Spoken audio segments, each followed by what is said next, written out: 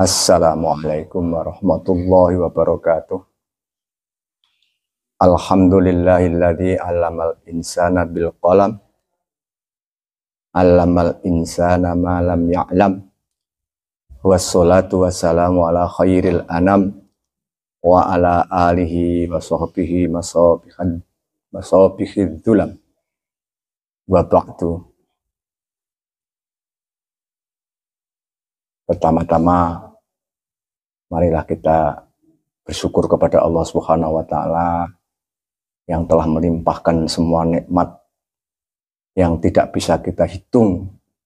Nikmat itu nikmat iman, nikmat Islam, nikmat ilmu, nikmat yang macam-macam lah, hidup ya. Dan semoga salawat dan salam tercurah kepada Nabi Agung, Nabi kita Muhammad SAW, keluarganya, serta sahabatnya. Saya di sini sebagai orang yang dituakan mungkin, karena umur saya sudah mencapai 72 tahun. Alhamdulillah masih diberi kekuatan lahir batin oleh Allah Subhanahu wa taala, yang perlu kita syukuri, karena umur itu suatu modal yang tidak terhingga untuk kesempatan, baik kesempatan yang berupa ibadah maupun kesempatan yang tidak berupa beribadatan. Karena itu patut kita syukuri. Kemarin saya melihat di YouTube, itu melihat dan mendengar kupasan dari Gus Aziz Jazuli, yang Gus ini juga saya anggap sebagai seorang yang alim di dalam bidangnya. Karena alim itu ya tidak semuanya ilmu akan dimilikinya. Karena kekuatan kita, otak kita, waktu kita sangat terbatas. Wa ma utitu minal ilmi illa qalila. Ya, di atas langit pasti ada langit. Wa fawqa kulli ilmin alim, di atas orang yang alim tetap ada orang yang lebih alim. Karena kita ingat bahwa ketika Nabi Musa itu ditanya orang atau bahwa siapa yang paling pandai di Bani Israel, Nabi Musa, wah, mengatakan pemberanian diri, dia yang paling pandai. Tapi ternyata di dalam lapangan, ternyata juga masih ada makhluk yang ilmunya mungkin melebihi Nabi Musa. Tapi jangan disalahgunakan pendapat ini. Ada seorang dosen yang menerangkan kepada murid, kepada mahasiswanya, bahwa Nabi Musa tidak menjangkau ilmunya Nabi Khidir. Itu ya kurang tepat, tidak boleh. Karena Nabi Musa itu punya level yang lebih tinggi daripada Nabi Khidir. Nabi Khidir saja sebagai Nabi itu masih mukhtalaf. Dia mengatakan wali, dia mengatakan Nabi. Kalau Nabi Musa, Nabi yang bukan sembarang Nabi, yaitu kelompok ulul azmi, kalimullah. Wow. Tidak sepede-sepede. Tapi bagaimanapun rasa bangga diri dengan ilmu itu jangan terlalu keblacut, terbacut aja. Karena kita harus menengok ke kiri, ke kanan, ke bawah, ke atas, bahwa mungkin sepandai-pandai orang di dunia ini masih, kalau kita tahu itu banyak sekali ya contoh-contohnya. Misalnya spesialisasi masalah ilmu. Seorang yang alim di dalam bidang kitab-kitab misalnya, tapi tidak sealim dengan B.J. Habibie yang alim dengan masalah engineering. Ini manusia. Ada batasnya. Orang yang ahli ilmu kitab hikmah itu ya lebih alim daripada orang yang tidak ahli kitab hikmah. Misalnya sudah mendalami, mempelajari di dalam kitab Sirrul Maknun. Wah, ini kalau bisa Sirrul Maknun itu bisa atraksi yang luar biasa seakan-akan seperti mukjizat. Oh, seakan-akan, tapi bukan mukjizat. Kalau kita mempelajari kitab itu Syamsul Ma'arif misalnya, itu juga mempunyai pengetahuan yang tidak dimiliki oleh kiai-kiai yang tidak mendalami kitab Syamsul Ma'arif. Saya guyon-guyon maton itu menyumbari kiai yang melete misalnya, ada kiai melete di Kabupaten Rembang misalnya. Jadi saya tantang suara guyonnya, kalau bisa membaca kitab saya halaman ini, waduh, pulang saya suruh dan paham loh, bisa membaca dan paham dan saya praktekkan. Pulang akan saya hadiahi mobil saya dan akan saya cium delamaannya seperti bahasanya, tidak hanya tangannya. Ya, sangat, saya itu, saya pandang, saya lihat ini sementara kok belum ada, saya kira mungkin ya belum ada ini di Kabupaten Rembang. Itu yang halaman ini yang percaya nanti bisa ada ke rumah saya atau bagaimana ada mediator yang menemukan. Saya yakin tidak bisa memahami ini. Meskipun berkah-kah sudah menjadi profesor, mungkin tidak bisa juga. Karena bidangnya tidak sama. Kulun muyasarun lima khuliqallah. Ya, orang itu punya kekuatan. Dengan Nabi Muhammad saja, Kanjeng Nabi itu berdebat dengan sahabatnya itu setelah disurvei terjadi di lapangan, ternyata Nabi kalah. Akhirnya Nabi ya, antum a'lamu bi amri dunyakum. Nah ini ya, kepada Gus Aziz Azuli saya acungi jempol, bagus. Karena sudah bisa memberanikan diri, memberanikan untuk tawasau bil haqqi kepada yang seseorang yang mungkin oleh figur ya, oleh figur orang yang terpandai. Gus Azuli saya acungi jempol karena berani tawasau bil haqqi kepada Gus Bahak.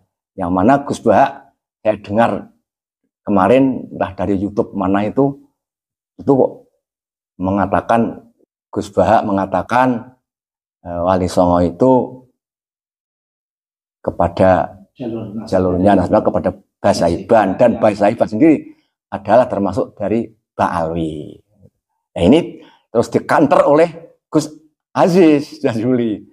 Nah kupasannya Gus Aziz itu ya tepat, saya kalau menurut saya itu sudah tepat itu, karena Gus Aziz itu ada data-data yang otentik, ya, data-data yang akurat untuk meluruskan apa yang disampaikan oleh Gus Bahak.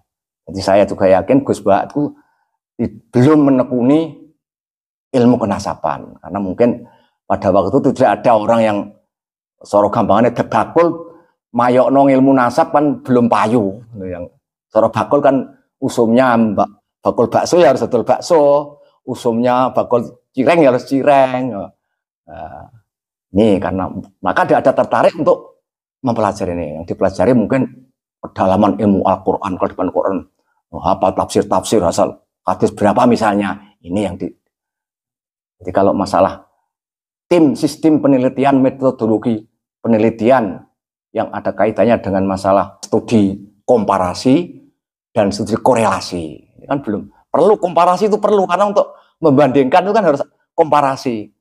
Jadi ada mukobalah dan corona yang jadi bisa tidak hanya satu buku yang dipelajari dibandingkan, ada perbedaan kan. Ini ikhtilaf ini soalnya yang milih yang mana, yang rojih mana, yang marjuh mana. Ini kita kalau seorang ulama itu harus itu, jangan hanya takdirul riwayah, tapi harus takdimud diroyah alar riwayah. Tingkatannya kalau orang awam tingkatannya pengajian rame-rame. Kalau orang sudah lumayan ini ngaji, kitab kiai ini moco, ya kiai yang membaca kitab, santrinya membawa pulpen dengan kitab. Ya ini ngaji belum. Kalau setingkat lagi di tingkatan pengkajian, wah ini mengapa begini. Nah ini seakan-akan seperti dialog sebenarnya. Ini saya berani begitu ini karena juga saya tahu riwayat Gus Bahak bahwa dia juga pernah menjadi murid adik saya.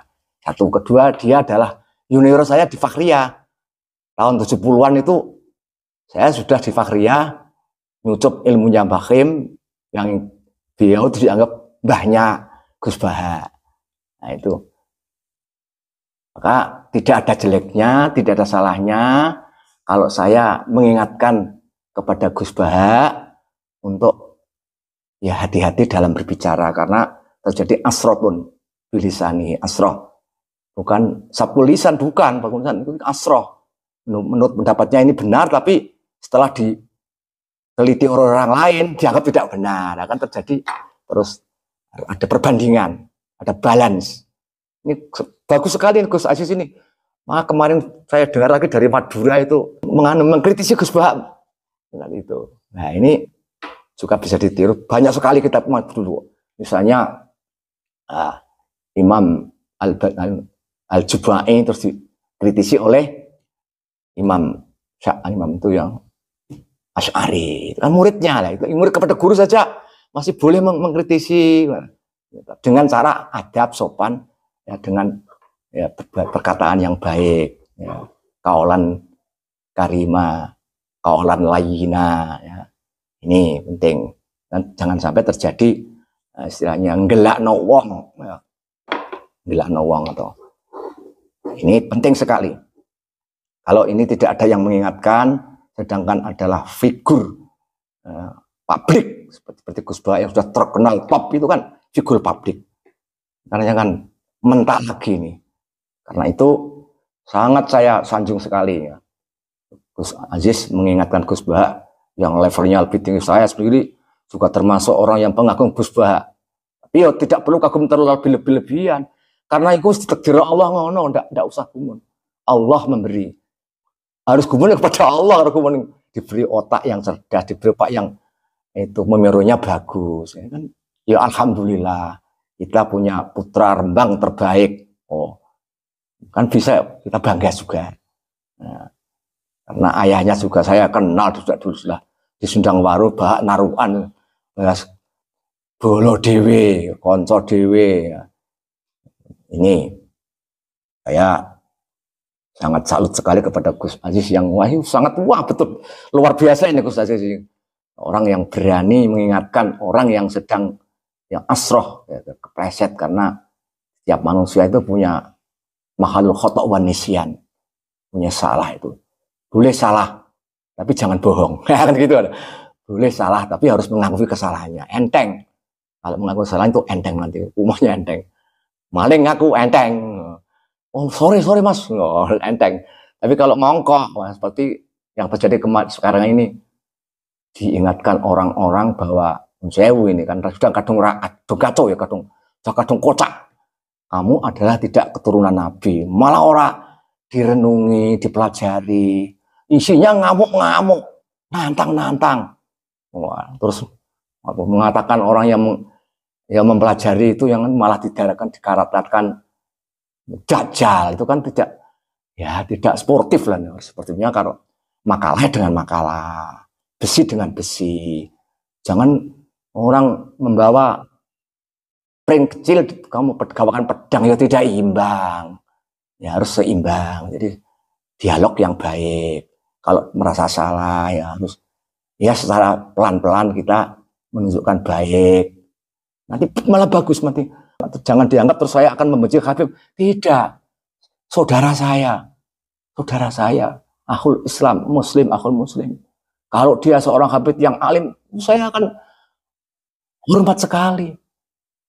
Kalau dia itu lebih alim, wah, umurnya di atas saya, atau umur 80-an, ngulang ngaji saya, wah saya takzim terus, saya kholi malah. Kalau beliau khol, saya datang. Seperti kalau Bakhim khol, saya datang. Terus Mbah Syakur yang dari Kajen itu, saya kholi terusin, walaupun anak-anaknya nggak mau kholi, saya yang mau kholi dengan teman-teman ini. Contoh mahabbah saya kepada para ulama, kepada para habaib. Kalau habaibnya baik, walaupun itu tidak cucu Nabi, betul, saya tetap sayang. Bukan saya membenci kepada mereka. Betul ini saya seakan-akan itu seperti Umairah kemarin menangis kalau ingat itu. Sahabat saya, saudara saya. Dan maka jangan gencar, jangan takut, jangan merasa rendah diri kalau terbukti tidak sebagai cucu Nabi. Tidak apa-apa. Tidak menjamin jatuhnya harkat martabat seseorang. Kalau beliau itu masih berbuat baik kepada umat, ya, berbuat baik kepada sesama, ya, mengakui kesalahannya, mengakui kekhilafannya. Karena ini ya sudah menjadi kesalahan yang umum, yang sudah tidak ikut salah, jadi. Tapi karena kena getahnya, kena batunya, ya itu resikonya. Maka saya ingatkan lagi kepada para ulama, para kiai yang mungkin berbeda pendapat. Jangan menjadi itu suatu alat, suatu benturan yang bisa mematikan kedua belah pihak. Kita harus saling asah, asih, asuh. Ini dari saya, ya, untuk pertemuan saya ini semoga menjadi renungan. Jangan menjadi ya sesuatu yang menakutkan, menjadi sesuatu yang pukulan, tidak. Ini saling mengatakan tawasau bil haqqi.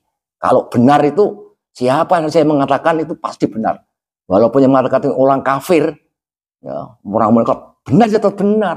Walaupun yang mengatakan itu seorang kiai, seorang wali, tapi itu barang itu katakan salah, tetap salah. Ya. Gula itu legi, masih mengatakan itu ketua begenggek, sama itu kebenaran itu udah bisa berubah. Ya. Oh ya, itu asin, garam itu asin. Walaupun yang mengatakan itu siapa saja, benar kok. Barang yang benar itu tidak bisa dirubah dengan wah kedudukan seseorang. Mengatakan Pak Prabowo, misalnya orang yang dipercaya di Indonesia nomor 1, misalnya, bahwa garam tidak asin, ya tetap tidak percaya. Ilmu kok. Ini Rino misalnya, ya tetap Rino. Orang bodoh pun, orang pandai pun mengatakan ini ya pada siang hari tidak ada mengatakan ini malam ngengkel, tidak bisa. Itu ilmu yang tidak bisa. Misalnya niat, ya, Raisa dengan ikhtiar gak bisa. Niat misalnya orang yang kaya raya, pergawe kok niatin golek mangan, keliru, itu tidak bisa diatur niat itu. Wong kaya itu bekerja untuk mempertahankan kekayaan, tidak bisa kok. Nah orang tidak punya apa-apa, tidak punya jaganya besok, tidak punya jaganya nanti beras gak bisa. Itu dia bekerja untuk cari makan. Ini kan salah kaprah. Niat diatur. Latar belakang takhtar ikhtiar, niat itu. Memang otomatis. Nih, terima kasih. Alhamdulillah kepada semua pihak, terutama Gus Baha sebagai junior saya, yang saya sebagai seniornya, walaupun ilmunya mungkin kalah, ya nggak apa-apa. Yang beda-beda itu kalah. Dan Gus Aziz yang memang memberikan diri, cuman toko, ya bagus sekali. Memang ilmu itu juga rezeki dari Allah. Ilmu itu ada dolatul mukmin, sesuatu barang hilangnya orang mukmin. Kalau ketemu di mana saja kita ambil, jangan sungkan-sungkan. Walaupun keluar dari mulut anjing, walaupun keluar dari orang-orang bodoh, kita ambil. Wah, ini untuk karena ini ilmu. Nah itu ya, itu orang yang sportif, ya, tidak boleh malu pepeh orang pandai, terkenal pandai terus ono keliru terus dengan nafsu mempertahankan kekeliruannya, itu ya kurang penak ya. Ya kurang sportif, cara tinju ketak plang-plang kok muni menang itu ya. Nggak bisa ini. Ini ya saya berdoa semoga Gus Aziz, Gus Bah tetap eksis semua. Terus menambah ilmu. Karena orang yang alim ialah orang yang selalu mengaji, selalu mengkaji. Orang yang pandai ialah orang yang selalu belajar dan belajar. Nah, orang bodoh ialah orang yang berhenti belajar. Sekian dari saya. Wallahu yuwaffiquna ila ma yardah. Allahumma rizqna fahman nabiyyin wa hifdzal mursalin wa ilhamal malaikatal muqarrabin. Wa sallallahu ala sayyidina Muhammadin walhamdulillahi rabbil alamin. Bismillahirrahmanirrahim. Wal asri innal insana lafi khusrin illa alladziina amanu wa amilus solihati wa tawassaw bil haqqi wa tawassaw bis sabri. Assalamualaikum warahmatullahi wabarakatuh.